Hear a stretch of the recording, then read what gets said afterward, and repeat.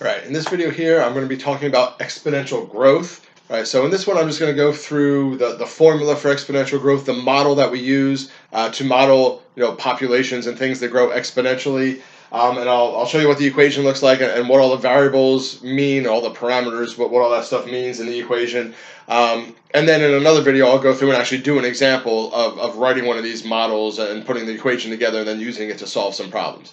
All right, so the model for exponential growth is n of t equals n sub 0 times e to the rt power.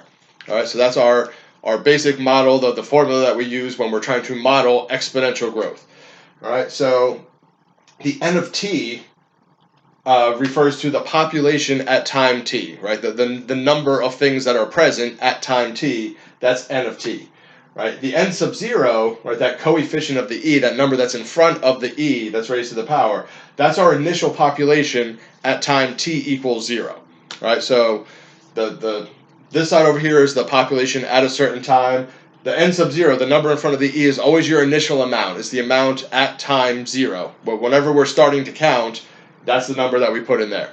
Right, that would be t equals, or the amount present at t equals 0.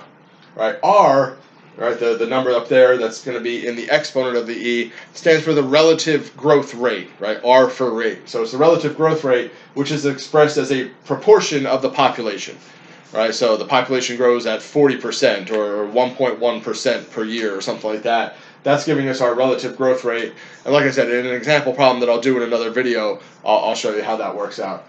So R is the relative growth rate, and then T stands for time, right? Which time can be measured using any measurement of time: years, days, hours, minutes, depending on what type of population you have. If you're talking about a population of bacteria, which grow very quickly, you might be talking about time periods of hours. Whereas if you're talking about like populations of the world or a country or something like that, T is probably going to be measured in years or decades or something like that. All right, but you can use any time period for T as long as you're consistent throughout the problem that you're doing, and you always use that same time period each time you plug in a number for T.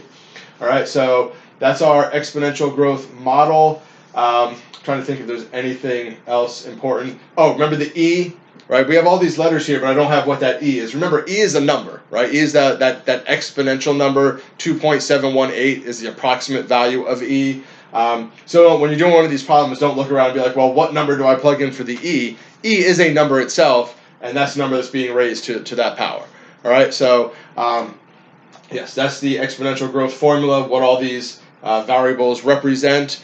So in another video, I'm going to go ahead and do an actual example problem where we use this formula and solve some or answer some questions about exponential growth. So make sure to check out that other video to see how this formula actually works when you're using it.